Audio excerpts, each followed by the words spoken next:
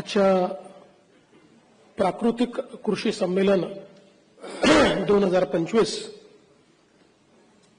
यामध्ये आपल्याला मार्गदर्शन करण्याकरता उपस्थित असलेले आपल्या राज्याचे माननीय राज्यपाल आणि ज्यांनी प्राकृतिक शेतीचं मॉडेल हे देशभराकरता तयार केलं असे परमादरणीय आचार्य देवव्रतजी, आपल्या राज्याचे उपमुख्यमंत्री आणि एक प्रागतिक शेतकरी असे आमचे माननीय एकनाथराव शिंदेजी या ठिकाणी उपस्थित आपले विधान परिषदेचे सभापती, उपसभापती, सर्व मंत्रिमंडळातील सहकारी, सन्माननीय खासदार, सन्माननीय आमदार, सर्व लोकप्रतिनिधी, अधिकारी आणि उपस्थित भगिनी आणि बंधूंनो, मला अतिशय आनंद आहे की आज माननीय राज्यपाल महोदयांनी प्राकृतिक कृषी संमेलनाकरता आपल्या सर्वांना निमंत्रित केलं. मध्यंतरी जेव्हा देशाचे माननीय प्रधानमंत्री श्री नरेंद्र मोदीजी मुंबईला आले होते, त्यावेळी एअरपोर्टवर चर्चा करताना त्यांनी आम्हाला आणि राज्यपालांना विचारलं की तुम्ही महाराष्ट्रातल्या लोकप्रतिनिधींसमोर प्राकृतिक शेतीच्या संदर्भात विषय मांडला की नाही. राज्यपाल म्हणाले की अजून कार्यक्रम व्हायचा आहे आणि मग त्याच दिवशी आम्ही ठरवलं की अशा प्रकारचा कार्यक्रम हा आपल्याला लवकरात लवकर घेतला पाहिजे. मगाशी शिंदे साहेबांनी ज्याचा उल्लेख केला, साधारण 2023 मध्ये माननीय राज्यपाल महोदयांना आम्ही पुण्याला बालेवाडीला निमंत्रित केलं होतं आणि राज्यभरातनं 10,000 शेतकरी त्या ठिकाणी निमंत्रित केले होते आणि त्यांच्यासमोर प्राकृतिक शेतीवर, नैसर्गिक शेतीवर माननीय राज्यपाल महोदयांनी एक अतिशय सुंदर व्याख्यान दिलं होतं आणि आम्ही पूर्ण वेळ त्याला उपस्थित होतो. अतिशय प्रबोधन करणारं, वेगवेगळ्या प्रकारच्या संकल्पना उलगडणारं, अनेक प्रकारच्या संकल्पना बदलणारं अशा प्रकारचं ते भाषण माननीय राज्यपाल महोदयांचं होतं. आणि त्यावेळी पहिल्यांदा नैसर्गिक शेती आणि सेंद्रिय शेती या दोनमधलं अंतर काय हे राज्यपाल महोदयांनी अतिशय सुंदरपणे सांगितलं होतं. कारण आपल्यापैकी अनेकांना नैसर्गिक शेती आणि सेंद्रिय शेती ही एकच वाटते, पण या दोनमधलं अंतर काय आहे आणि सेंद्रिय शेतीपेक्षा नैसर्गिक शेती ही कशी अधिक फायद्याची आहे, ती कशी अधिक शाश्वत आहे, या संदर्भात उदाहरणांसहित माननीय राज्यपाल महोदय आपल्याला त्या ठिकाणी सांगतात. आणि आपला प्रयत्न असा आहे की शेवटी आपण सगळे नीती निर्धारक आहोत, पॉलिसी मेकर्स आहोत. नीती निर्धारण करणाऱ्यांच्या मनामध्ये नैसर्गिक शेतीची संकल्पना जर योग्य प्रकारे उलगडून बसवली तर पुढच्या नीती निर्धारणामध्ये आपण त्या दृष्टीनं कार्य करू शकू. या दृष्टीनंच आजचा हा कार्यक्रम खऱ्या अर्थानं आयोजित केलाय. पुढच्या काळामध्ये आमचा प्रयत्न असेल की माननीय राज्यपाल महोदयांचे अधिक व्यापक शेतकऱ्यांच्या पुढे, गटांच्या पुढे व्याख्यानं व्हावीत आणि त्यातनं एक नैसर्गिक शेतीच्या संदर्भातला एक जो आपलं मिशन आहे, हे मिशन आपल्याला वेगाने पुढे नेता यावं. खरं तर आपण पहिल्यांदा हे मिशन सुरू केलं होतं 2014 नंतर आणि त्या मिशनमध्ये जवळपास 14 लाख हेक्टर जमीन ही आपण नैसर्गिक शेतीखाली आणू शकलो. तर त्यावेळी आपण नैसर्गिक आणि सेंद्रिय याच्यात भेद ठेवला नव्हता, त्यामुळे दोन्ही प्रकारचे अप्रोच आपण घेतले होते. 23 साली ज्यावेळी माननीय राज्यपालांचं भाषण आपण ऐकलं त्यावेळी आपण त्यावेळच्या आपल्या बजेटमध्ये नव्याने एक मिशन सुरू केलं, जे मिशन आपण केंद्र सरकारच्या नैसर्गिक शेती मिशनशी अलाइन केलं, आपलं मिशन त्याच्यामध्ये सबस्यूम केलं आणि आपण निर्णय घेतला की 25 लाख हेक्टर जमीन ही आपल्याला नैसर्गिक शेतीखाली आणायची आहे. आज आपण पाहतोय की वातावरणातल्या बदलाचा खूप मोठा परिणाम हा शेतीवर होतोय. आपण अनेक वेळा वातावरणातला बदल हा पावसाच्या लहरीपणापुरतं मर्यादित ठेवतो. तो त्याचा केवळ एक भाग आहे. पण त्याच्यासोबत जो आपल्या जमिनीतलं जे काही नॅचरल कार्बन आहे, ऑर्गॅनिक कार्बन आहे, याच्यामध्ये येणारी कमतरता आणि त्याचा शेतीवर होणारा परिणाम किंवा जे काही आपलं नॅचरल किंवा ऑर्गॅनिक कार्बन आहे त्याचं वातावरणातल्या कार्बनची जे काही गुणोत्तर असतं, या गुणोत्तरात आलेल्या बदलामुळे आज शेतीवर, पीक पद्धतीवर, उत्पादकतेवर त्याचा होणारा परिणाम, या सगळ्या गोष्टी समजून आपल्याला पुढच्या काळामध्ये शेती करावी लागेल. त्यामुळे वातावरणातल्या बदलावर परिणामकारक उपाय म्हणजे नैसर्गिक शेती आहे, हेही आपल्याला लक्षात घ्यावं लागेल. आज आपल्या बीजेपासनं तर खतांपर्यंत सगळ्या गोष्टींमध्ये एक मोठं परिवर्तन आपल्याला आणावं लागणार आहे.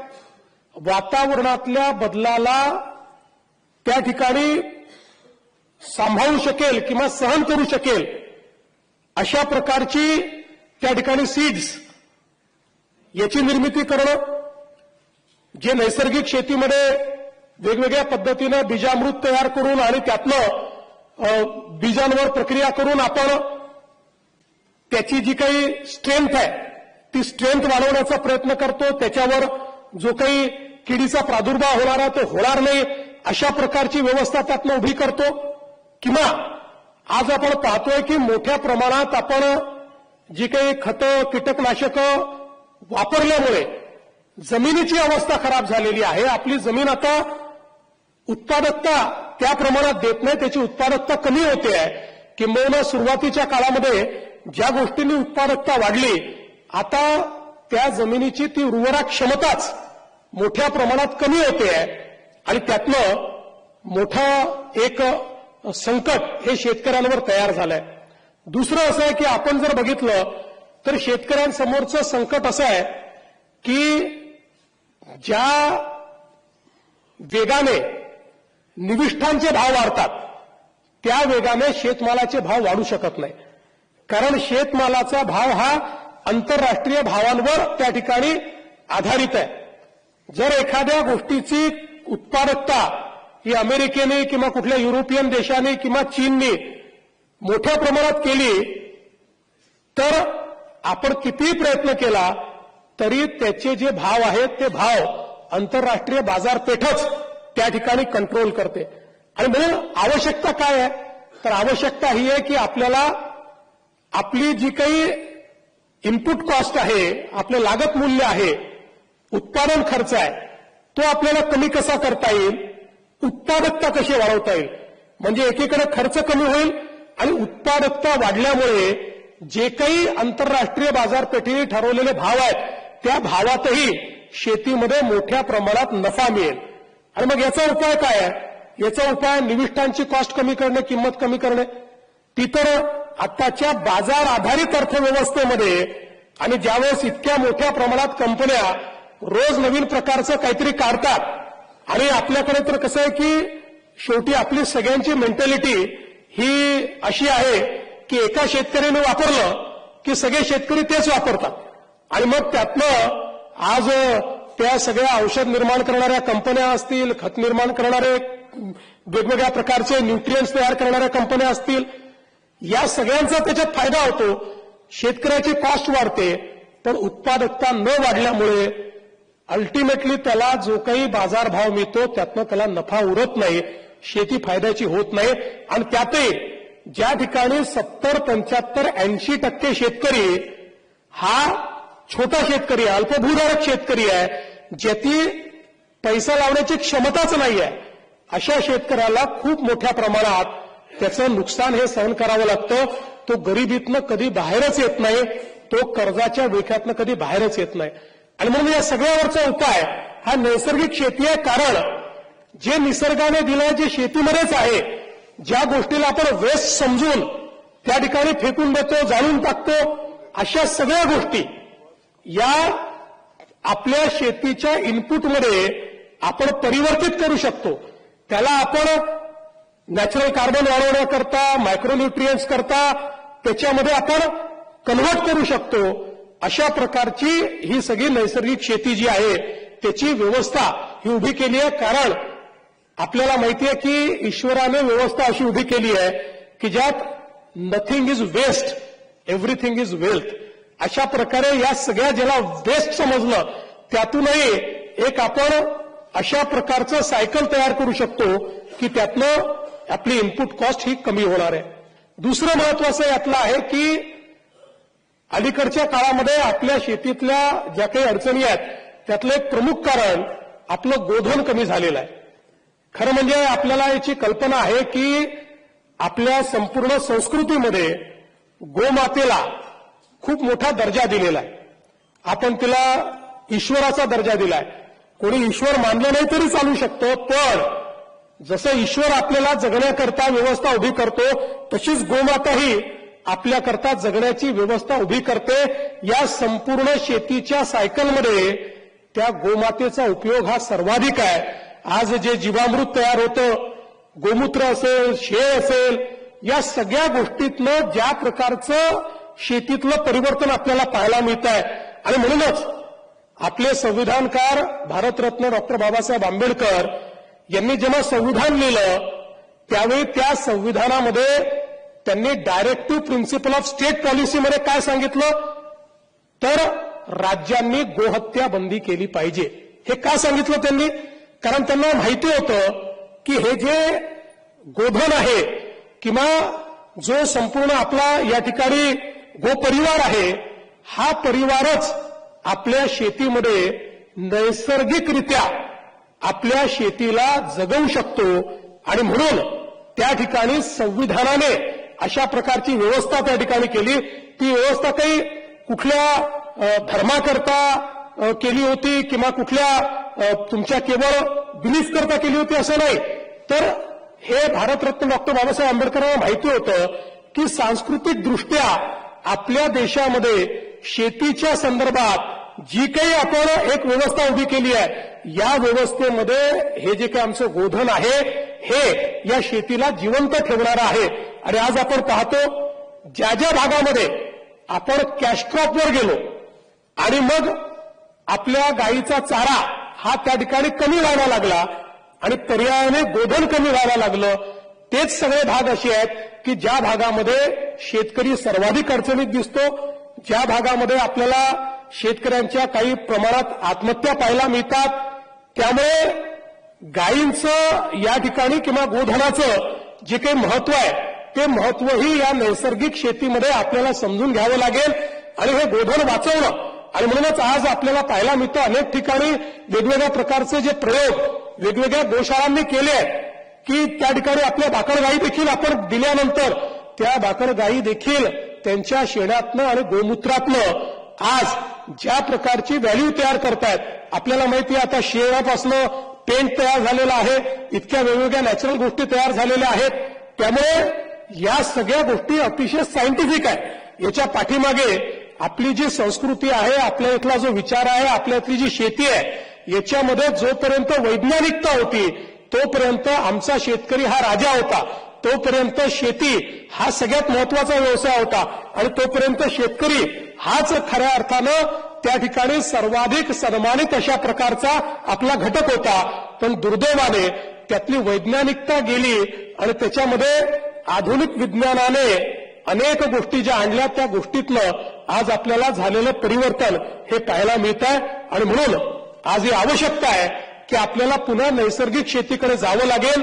आणि म्हणूनच आपलं अतिशय परम भाग्य आहे की नैसर्गिक शेतीचे अतिशय यशस्वी प्रयोग ज्यांनी करून दाखवले असे माननीय राज्यपाल महोदय हे आपल्याला या ठिकाणी लाभलेले आहेत. मी राज्यपाल महोदयांना आश्वस्त करू इच्छितो की आपल्या नेतृत्वामध्ये मोठ्या प्रमाणात नैसर्गिक शेतीचं मिशन आम्ही हातामध्ये घेऊ. मोठ्या प्रमाणात गटांमध्ये आम्ही नैसर्गिक शेती ही त्या ठिकाणी नैसर्गिक शेतीचे गट तयार करून त्या गटांच्या माध्यमातून ती आम्ही प्रत्यक्ष अस्तित्वात आणू आणि त्यातनं आमच्या शेतकऱ्यांच्या जीवनामध्ये परिवर्तन आणूच. पण त्यासोबत आपली जी खाद्य संस्कृती आहे की ज्यातनं आज आपल्याला खरे म्हणजे सांगितलं उपमुख्यमंत्री महोदयांनी आज इतक्या मोठ्या प्रमाणात कॅन्सरचा प्रादुर्भाव हा आपण हे जे विषयुक्त खातोय त्याच्यामुळेच होत आहे. आणि मुंबईमध्ये तर मी अनेक वेळा सांगतो की मुंबईमधले टोमॅटो, मुंबईतली काकडी, मुंबईतली कोबी इतकी सुंदर दिसते, इतकी मोठी असते, पण त्याला काहीच चव नसतं. आणि त्यात आपण जर गावात जाऊन आपले छोटे छोटे टमाटर भेद्रोजेला म्हणतो ते खाल्ले तर त्याची चव काय असते हे आपल्याला माहिती आहे. त्यामुळे या सगळ्या गोष्टी ज्या आहेत या आता आपल्याला बदलायच्या आहेत आणि त्याची सुरुवात म्हणून आज आपण हे कृषी संमेलन या ठिकाणी घेतलेलं आहे. या कृषी संमेलनातून एक नवीन अशा प्रकारची त्या ठिकाणी नीती ही आपण तयार करू आणि मोठ्या प्रमाणात महाराष्ट्राला ज्याप्रमाणे राज्यपाल महोदयांनी गेल्या 5 वर्षामध्ये गुजरातला नैसर्गिक शेतीचं हब केलं तसंच आता पुढचं हब हे नैसर्गिक शेतीचं महाराष्ट्रामध्ये आपण करू असा विश्वास या निमित्ताने मी व्यक्त करतो. त्यांचं खूप मनापासून आभार मानतो आणि माझं बोलणं संपवतो. धन्यवाद. जय हिंद, जय महाराष्ट्र.